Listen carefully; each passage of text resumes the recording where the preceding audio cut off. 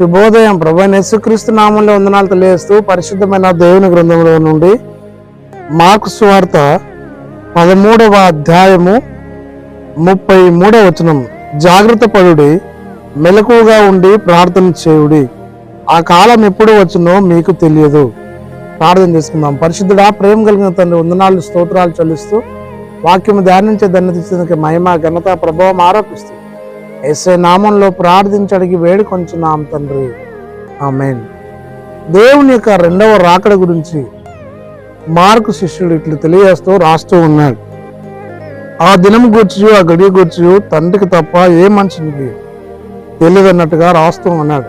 పరలోకమందున్న ఒక దూత స్వరము భూలోకానికి వినిపిస్తుంది అని రాస్తూ ఉన్నాడు.